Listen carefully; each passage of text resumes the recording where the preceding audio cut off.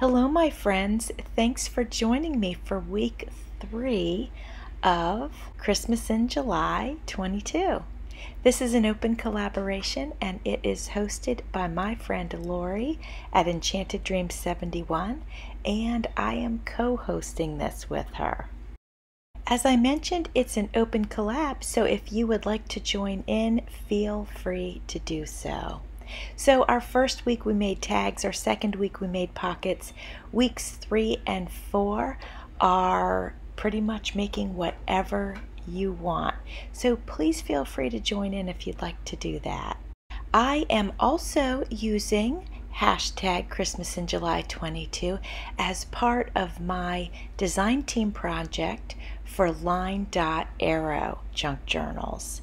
So in all of my crafting in this collaboration, I'm using a digital kit that was created by Natalie of line dot arrow, and I will have that kit listed in my description box for you. And also, I believe there is a promo code that you can use for 40% off of any of her kits, and it is listed in my description box, but I'll just tell you also what it is. It's LDA Design Team 40, all one word.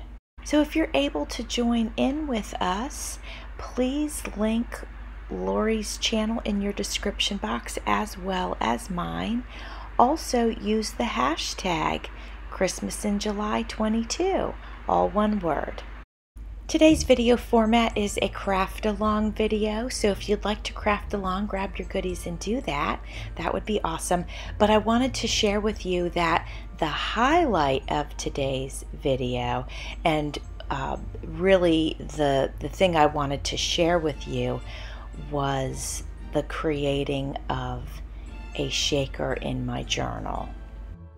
That is later on in the video, so you can always fast forward.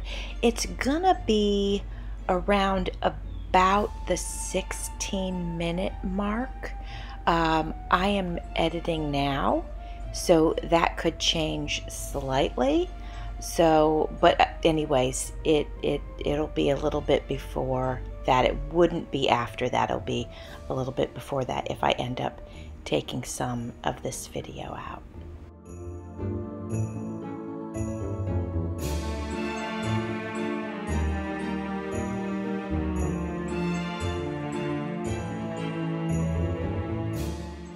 Also in this video, we will be putting pockets and belly bands and all of that good stuff on the pages of this journal. As you can see, I am making a journal for the Christmas in July collaboration.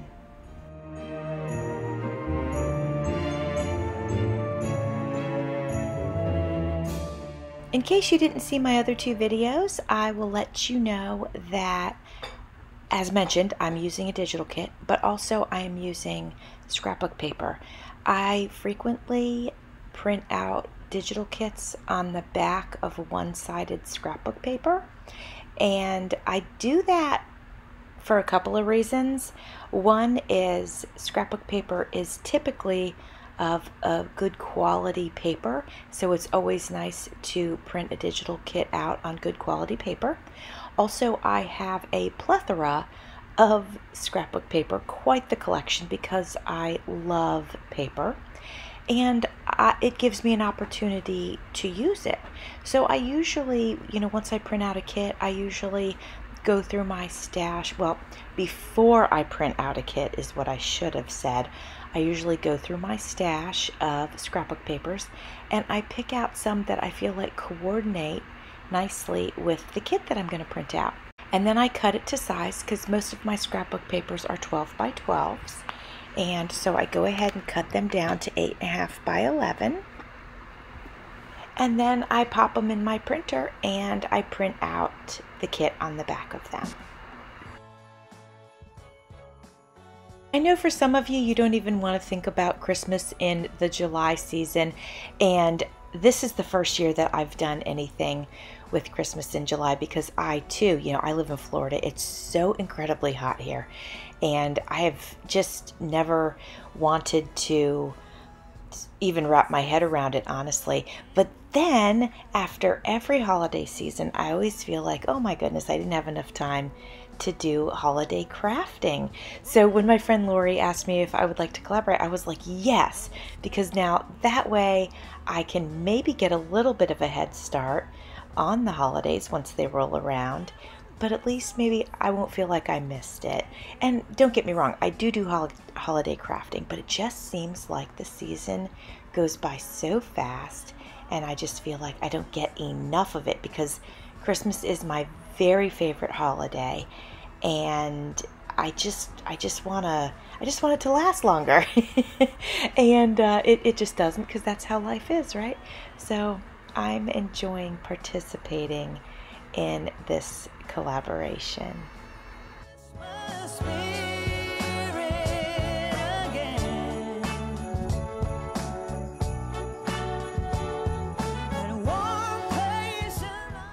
So friends, I want to tell you about my vacation. We had such a good time. So for those of you who don't know, Carl and I went to Tallahassee, Florida, and we visited the antique car museum that's there. And then we went over to Mobile, Alabama, and we visited the USS Alabama, and they have a memorial there, and they have, of course, the ship, and then they also have a submarine. Both of them were used during World War II. They are now museums, and I'm really, really glad that we went and checked those out. It was really cool to go on board both of those because I had never been on a submarine and I had never been on a battleship, so it was really neat to go on there. And actually, they reminded me a little bit of my Airstream, just the way that everything is so compact and organized. We left Alabama, and then we went up to Helen, Georgia, and it was absolutely beautiful. It is July. Well, it was June when we went, and you know, it's obviously hot in Florida. It was very hot in Alabama, and it was not quite as hot in Helen, and I really enjoyed the break. It was so super nice. And actually, we went to the tallest mountain in Georgia, and it was 4,700 feet above sea level, and it was actually 68 degrees on the top of that mountain with a nice breeze blowing, and I just felt like I was in heaven. And of course, you know, when you're walking, you know, up the mountain, there's all the foliage and everything, so that keeps everything cooler as well. So that was just beautiful. And on the same day that we did that, we went to some waterfalls, and it was Ruby something falls or something Ruby Falls. Anyway, it was really beautiful. It was quite the hike to get there, but it was totally worth it, and it was absolutely beautiful. And yeah, it was just a great experience. And then downtown Helen is an adorable little town. You can walk the entire town within, you know, an hour basically. But and I mean, that would just be walking the town. That wouldn't be visiting in all the shops and everything. Obviously, that takes longer. And we did all of that, and it was great. And I think our favorite shops were the candy shops and the popcorn shop. Those were our favorites, but we went into just about all of them, and we just had such a nice time. And then our hotel was situated on a river, which was really nice because they had some swings. I was going to say swing sets, geez. No, like swinging chairs over by the river. And so when we went out the first evening, fireflies were flying around, and we don't get those in Florida, so that was just so sweet and so fun to see, and you know, we loved it, so that was great. And it was just so nice to sit there and listen to the water flowing over the rocks, and yeah, it was just really special. So we were mentally relaxed because we didn't have to think about, you know, anything about work or bills or anything like that. But physically, we were getting a workout every day because we were walking through town. We were, you know, walking on trails, and walking up to the top of that mountain, which was quite a steep trail, by the way. And but it was great. It was great fun. We had such a great time. I'm so glad we did it. And then on our way to Valdosta, we stopped to meet my friend Lori at Enchanted Dreams 71. Yes, the very same Lori that is hosting this collaboration. We met for lunch and visited for a little while, and that was great fun. After that, Carl and I finished our trip to Valdosta, and I actually thought we'd have a little bit more time to kind of check out Valdosta, but we didn't. And by that time, we were kind of getting worn out anyway. We had so much, activity and fun on the rest of our vacation. I think we were just feeling like, it was time to get home. So we spent the night in Valdosta, and then we got up the next morning, and actually we drove to Ocala because he wanted to pick up some car parts at National Parts Depot. So we made a stop there, saved a ton of money in shipping, which was great. And then we finished the drive home, and we got home on Tuesday, the last Tuesday in June, whenever that was.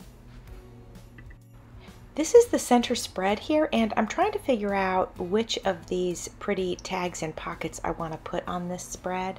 So I was just trying each one on to see which one I think looks best. And I like this one with the deer. The neutral colors matches the neutral in the dress that the angel is wearing.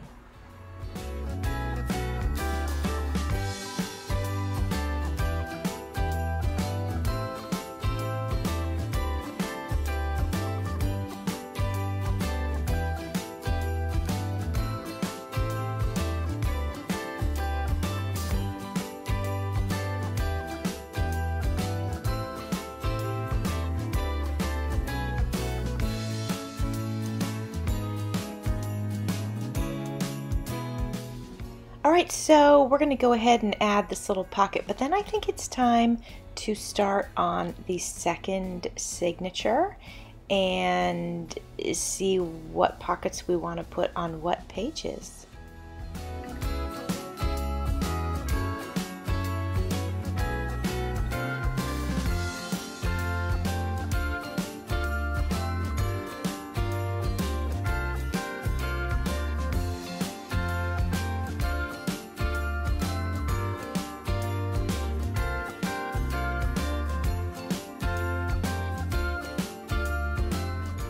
The second signature is the one that I end up putting the shaker in, and I'm pretty excited about sharing with you how I did that, and I absolutely love how it turned out.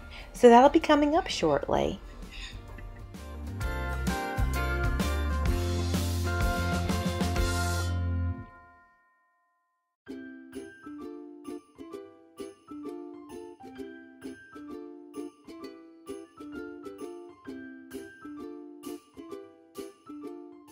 I've got some vintage music paper here, and fortunately the paper quality is excellent, and it's a relatively thick paper, so I feel very comfortable putting this pocket on this page.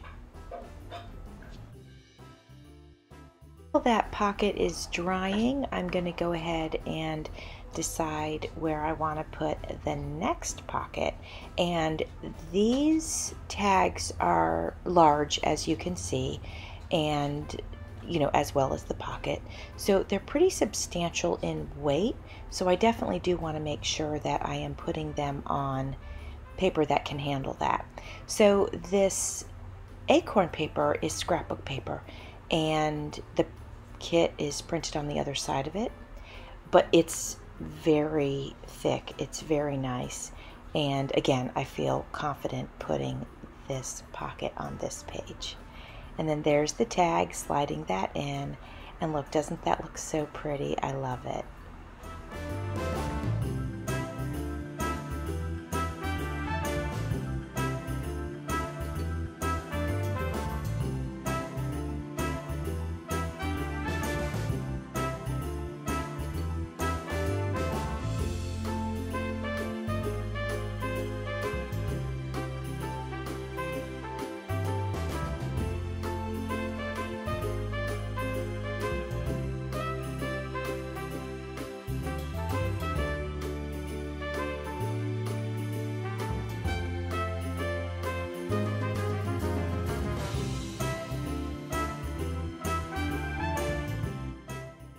we are going to go ahead and get started on creating our shaker. So in the kit is this one page, and you can see there's a circle there in the center.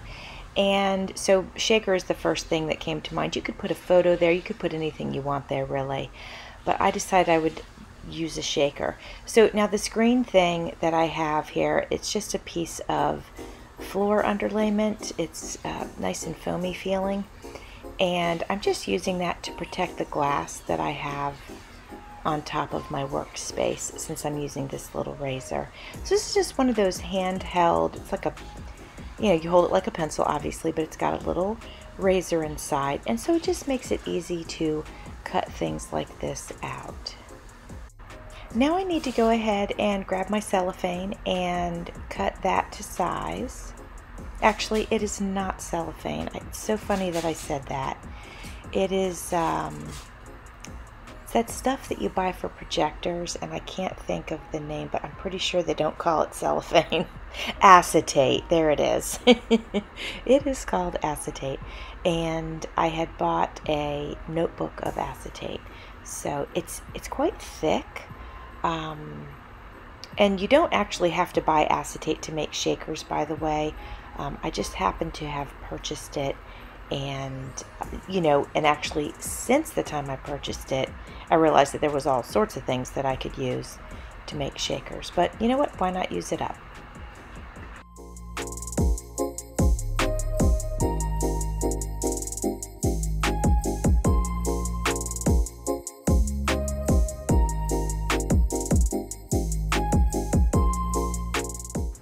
So I have some foam tape here, and I'm going to put it on here in a rectangle shape just to keep it simple.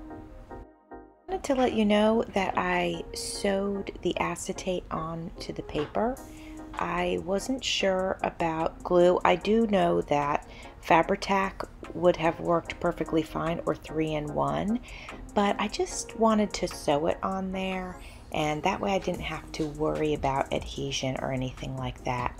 So I'm using the foam tape to create the, I guess if we want to call it, pocket where the sequins will go in.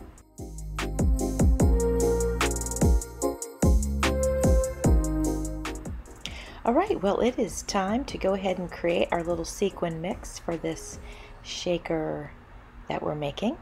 And what I did was I looked at the kit and I chose the sequins that matched what was going on in the kit.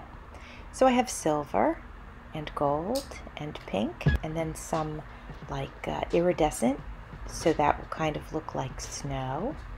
So I'm testing it out. I'm trying to decide if I need more, and I'd rather have a little more than not enough, so I'm going to go ahead and add a little bit more. All right, I think we're good. Let's go ahead and remove the back side of this tape, and then we will add the backing. And I am using a pretty piece of scrapbook paper for the backing. Obviously on this side it looks white, but on the other side there's a pattern. I'm going to show it to you here. Look, doesn't it look so pretty? So there's like pine cones on the paper, and it all goes so nicely together, I think.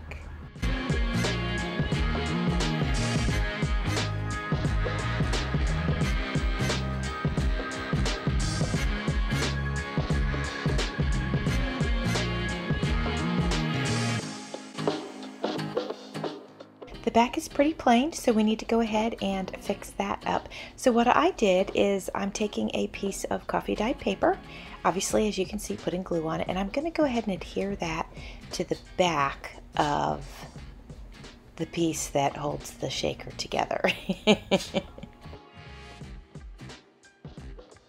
I feel like that still looks a bit plain, so I'm going to go ahead and grab some trim, and I'll just put some trim around it just to dress it up a little bit. We'll go ahead and adhere that with some Fabri-Tac.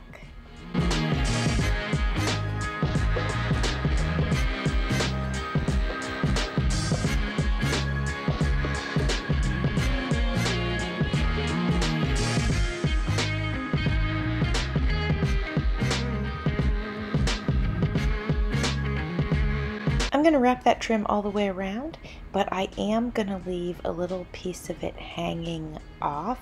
Like, it'll all come together, but then I'm going to leave like just a little piece dangling just for aesthetics.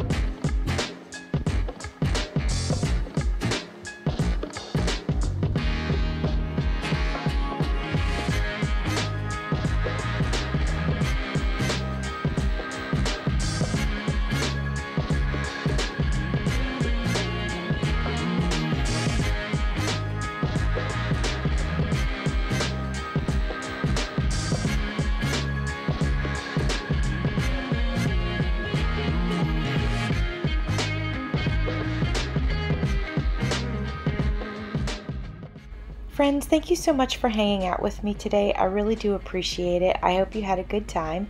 I hope that you like this shaker as much as I do. I think it turned out so very pretty. Well, thanks for watching. See you soon.